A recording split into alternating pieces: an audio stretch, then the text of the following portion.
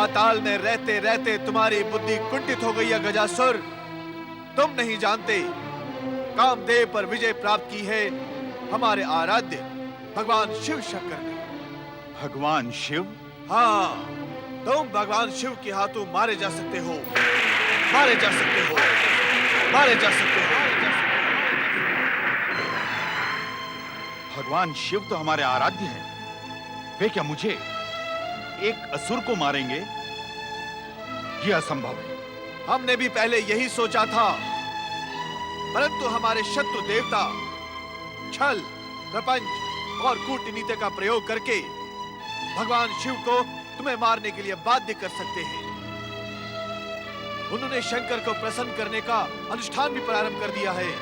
कैसा अनुष्ठान देते गुरु? मैं समझा नहीं। काशी के शिव भक्त यज्ञकर्ता ब्राह्मणों ने भगवान शिव को प्रसन्न करने हेतु तुम्हारा वध कराने के उद्देश्य से काशी में एक विशेष यज्ञ प्रारंभ किया है। तुम तुरंत वहां जाकर उनके यज्ञ में बाधा डालो। किसी भी प्रकार ये यज्ञ पूर्ण न होने दो। मैं अभी जाकर उन ब्राह्मणों को अपने विशाल चरणों तले कुचल देता हूं। न रहेगा बांस, न बजेगी बांसुरी। नहीं नहीं गजासुर, ऐसा अनर्थ न करना। यदि तुमने शिव भक्तों पर अत्याचार किया तो भगवान शिव कोपायमान होंगे और फिर उनके हाथों तुम्हारा संहार निश्चित है। इसलिए क्या करूं? उन पर अत्याचार भी न करूं और यज्ञ भी पूरा होने दूं? ये दोनों बातें कैसे संभव है? गजासुर, सबसे पहले तुम अपना आकार छोटा करो। अब वरदान प्राप्त करके तुम अतुल बलशाली बन गए हो। तुम्हें विशालकाय बने रहने की कोई आवश्यकता नहीं। अपने को सामान्य करके हमारे पास आओ। हम तुम्हें बताएंगे कि तुम्हें क्या करना होगा।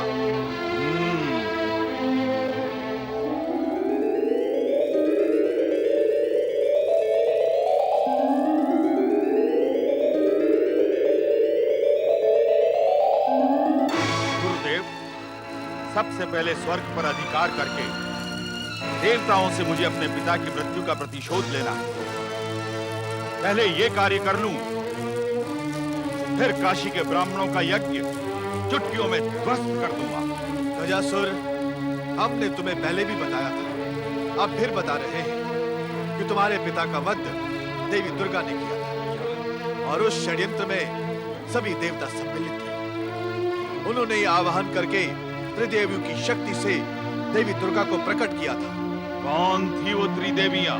देवी लक्ष्मी, सरस्वती और शिव संगनी माता पार्वती।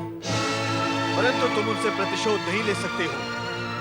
तुम्हारी वरदानी शक्ति उन तीनों को कोई हानि नहीं पहुंचा सकती, क्योंकि वे अपने अपने लोक में सुरक्षित हैं। तुम्हें सबसे पहले काशी में यज्ञकर्ता ब्राह्मणों का यज्ञ रोकना है, अन्यथा तुम भगवान शिव के हाथों वध का पात्र बन सकते हो। नहीं दैत्य गुरु, सबसे पहले मेरे पिता के वधकर्ताओं से मैं प्रतिशोध लूंगा। उसके बिना मुझे शांति नहीं मिलेगी। गजासुर, मेरी बात सुनो गजासुर।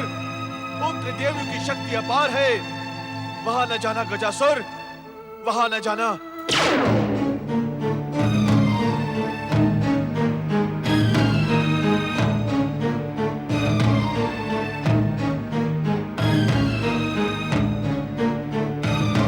ब्रह्मदेव, आप यहां हैं?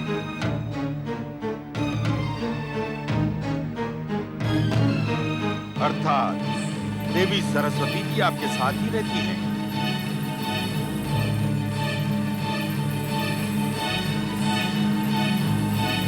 गजासुर,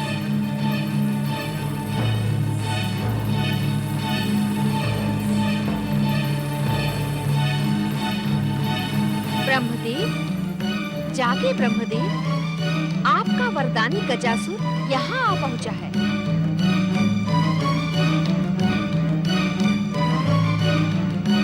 गजासुर, तुम यहाँ? चले जाओ यहाँ से। ब्रह्मदेव, आपकी दी हुई वरदानी शक्तियों का उपयोग मैं यही करूंगा। मेरे पिता का वध करने वाली दुर्गा इन्हीं सरस्वती की ज्योति से प्रकट हुई थी। इस दुष्ट को यही समाप्त कर दे। हम इसे समाप्त नहीं कर सकते देवी। अपने दिए हुए वरदान के कारण हम विवश हैं। तो फिर मैं देवी दुर्गा की ज्योति शक्ति केंद्रित करके मैं ही इसे समाप्त कर दूंगी।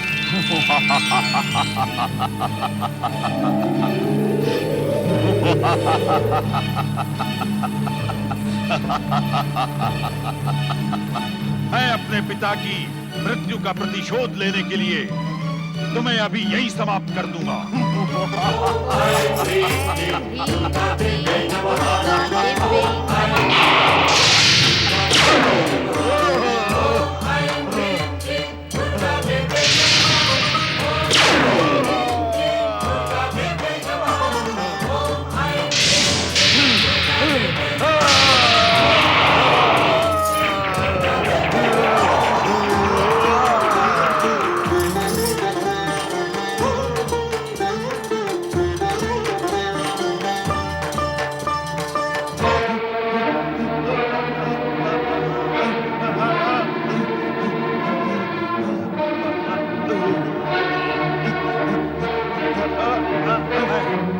मैं छोड़ूंगा नहीं, मैं प्रतिशोध लूंगा। मेरे पिता की मृत्यु का प्रतिशोध मैं अवश्य लूंगा।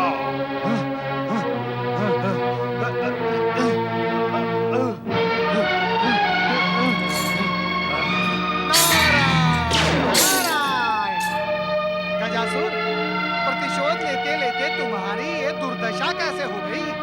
तुम कौन हो? तुमने मुझे रोका क्यों? वो ये जानने के लिए कि तुम्हें ऊपर से नीचे फेंका किसने? दुर्गा बनने वाली देवी सरस्वती ने। ओहो हो, देवी सरस्वती ने। धन्य है वीणा वादिनी माँ शारदा, धन्य है। आप ये सब भी कर सकती हैं? अब मैं देवी लक्ष्मी से प्रतिशोध लूंगा। वो भी दुर्गा का अंश बनी थी। तुम देवी लक्ष्मी से प्रतिशोध लोगे? तुम? नारायण नारायण, देवी लक्ष्मी तो माता सरस्वती से भी अधिक उग्र हैं। वे उग्र हैं तो मैं वरदानी हूँ, मैं महाबलशाली हूँ। पहले ये बताओ, देवी लक्ष्मी मुझे कहाँ मिलेगी? नारायण नारायण, माता लक्ष्मी जहाँ निवास करती है वहाँ तो मुझ जैसा कोई बिरला ही पहुँच सकता है। पता नहीं तुम ब्रह्मलोक कैसे पहुँच गए? नारायण नारायण। जिन ब्रह्मा ने मुझे वरदान दिया, क्या उन ब्रह्मा के पास मैं नहीं पहुंच पाता? वे मेरे पास पहुंच सकते हैं, तो क्या मैं उनके पास नहीं पहुंच सकता? धन्य है परमपिता ब्रह्मा जी, आप और आपकी ये लीला धन्य है। अब जहां कहीं भी होगी लक्ष्मी, मैं उसे ढूंढ निकालूंगा। मैं उससे अपना प्रतिशोध लूंगा। अवश्य लेना। नारायण नारायण। ये माता लक्ष्मी, ये गजासुर आपसे प्रतिशोध लेने की इच्छा प्रकट कर रहा है। कृपया आप इसे दर्शन दे ही दें।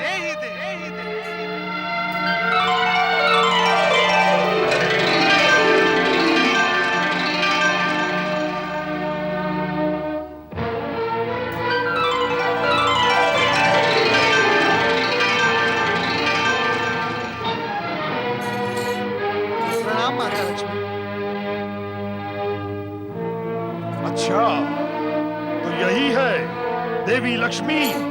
माता लक्ष्मी, इस वरदानी गजासुर के हृदय में आपके प्रति जो प्रतिशोध की भावना और ज्वाला भड़क रही है, कृपया आप इसे शांत कर दें माता, शांत कर दें।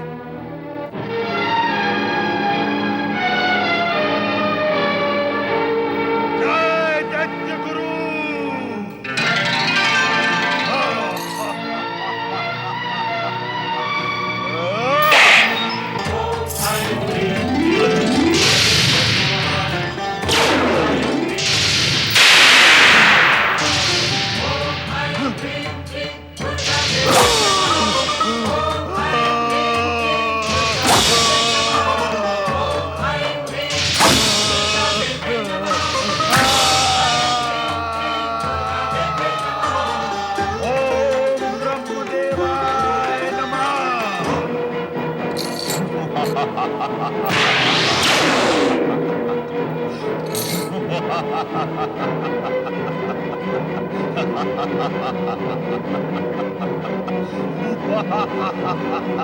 नारायण नारायण।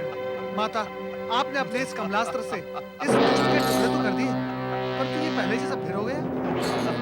ये ब्रह्मा जी के वरदान का परिणाम है नारद। पता नहीं ब्रह्मा जी ऐसे दुष्टों को वरदान क्यों देते हैं।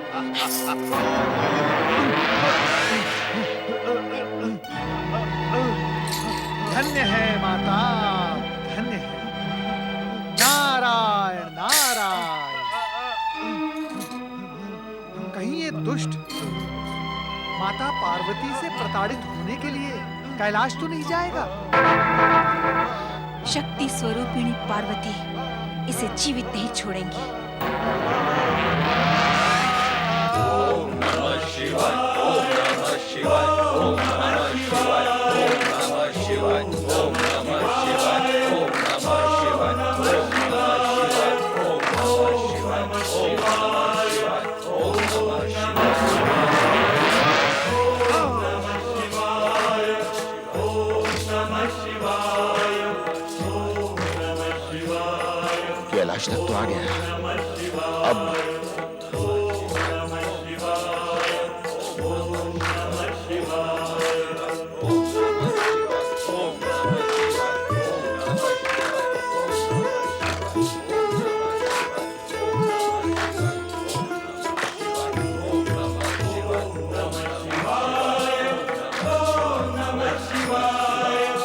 जटाजूटधारी बागंबर पहने व्यक्ति को देखकर मेरी मन में भक्ति भाव क्यों उत्पन्न हो रहा है?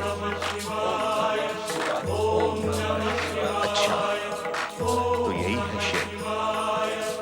किंतु मेरी विग्रह दुर्गा को प्रकट करने वाली पार्वती कहाँ है? ओम नमः शिवाय, ओम नमः शिवाय, ओम नमः शिवाय, ओम नमः शिवाय, ओम नमः शिवाय, ओम नमः शिवाय, ओम नमः शिवाय, ओम नमः शिवाय, ओम नमः शिवाय। पति परमेश्वराय नमो नमः।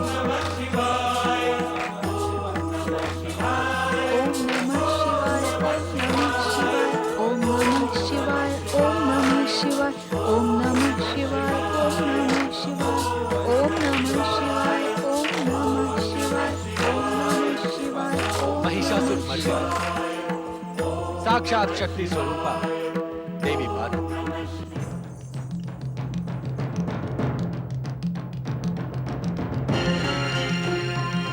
तुम कब से हमारी समाधि भंग होने की प्रतीक्षा में यहाँ खड़ी हो? ये प्रतीक्षा तो बहुत छोटी है स्वामी। आपकी समीपता और आपको पति रूप में प्राप्त करने के लिए मैंने वर्षों इसी तरह खड़े रहकर आपकी तपस्या की है। देवी पार्वती, तुम स्वयं शक्ति स्वरूपा हो। शक्ति के बिना शिव की कल्पना भी नहीं की जा सकती। ऐसा कहकर आपने अपने चरणों की दासी का मान बढ़ाया है स्वामी। अन्यथा शिव बिना शक्ति का क्या मूल्य? सत्य तो ये है स्वामी कि शक्ति को शक्ति का ज्ञान शिव के सानिध्य के पश्चात ही प्राप्त हुआ है। इसका अर्थ यह है देवी, शिव के बिना शिवा और शिवा के बिना शिव अपूर्ण है। और यही नियम सभी के लिए समान है। स्वामी ओम नमः शिवाय।